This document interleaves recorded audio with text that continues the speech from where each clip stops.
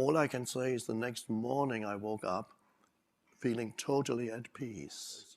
Gradually, I began to understand that what happened to me, they call awakening or spiritual awakening. Well, I think we'll start. So Eckhart and I had a wonderful pre-talk conversation. One of the things we were talking about was, one of the things I was saying I was interested in is what happens in people's lives that lead to changes or transformations.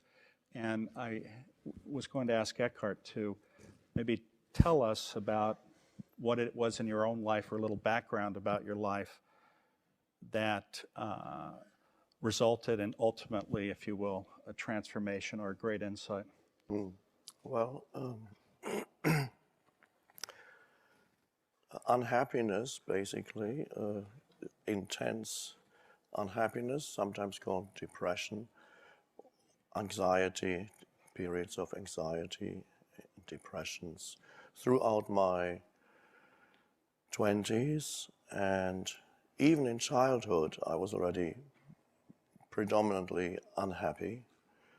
I remember when we lived in a 3 or 4 story building, and when they were painting the outside of the building, they built a scaffolding. I was about 6, and I thought, oh, we lived on the ground floor. So, well, as long as there's a scaffolding, I have no problem. Whenever I want to commit suicide, I can just climb up and jump down. So I'll be okay as long as the scaffolding is there. That's my way out.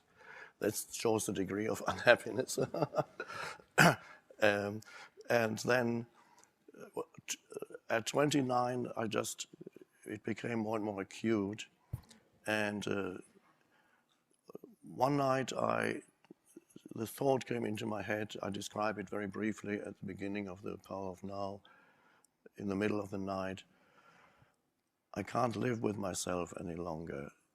There was such intense unhappiness, and the depression, it was just too much to take. At that moment, an inner separation happened. I couldn't have explained exactly at that time, but retrospectively I can explain now what happened because I understand it. I didn't then. An inner separation happened between the unhappy self and a deeper sense of I or beingness, which I now call consciousness itself.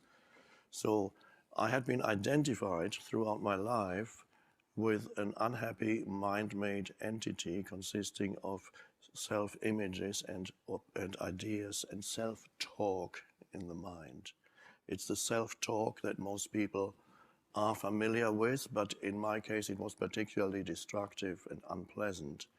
But everybody is familiar with the self-talk in the head. I sometimes call it the voice in the head, which are quite simply the automatic, compulsive, one could say, thought processes that never stop, that either comment on your sense perception, whatever is happening around you, a running commentary.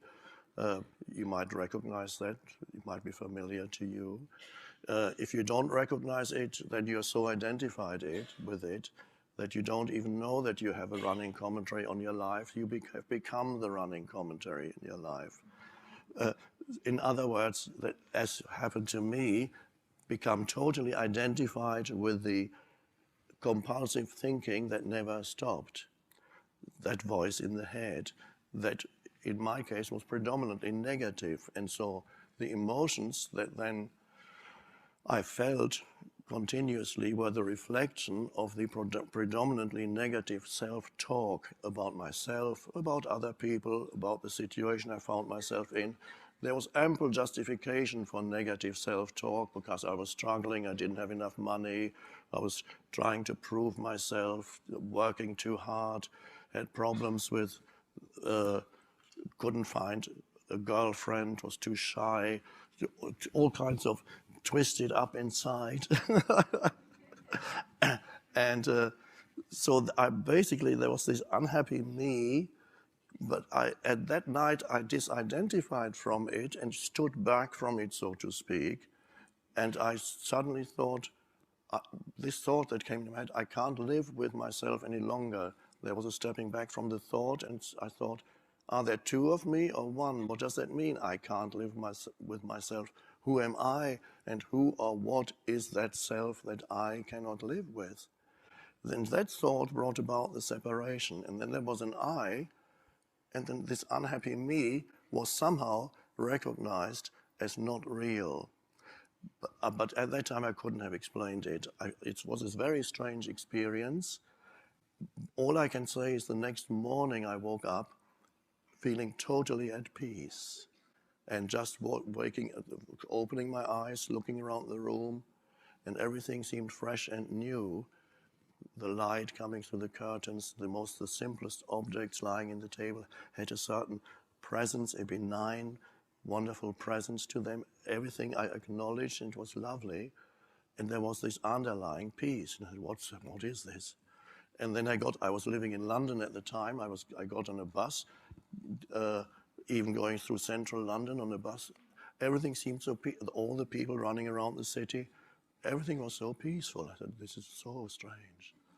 And then I bought a notebook, and I started a diary, and I started with its first entry was, I don't know what happened to me, but it's something weird. I just have to write this down in case I lose it again.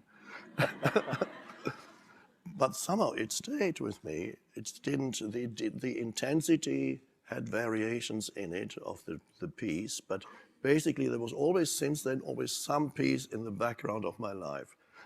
So that was a shift in consciousness. And much later, when I started to investigate other spiritual traditions, Buddhism and mystical Christianity, Gnosticism, Sufism, Zen Buddhism, also the great Hindu teachers, gradually I began to understand that what happened to me, they call awakening or spiritual awakening. And so the understanding wasn't there. There was just the experience of it at first.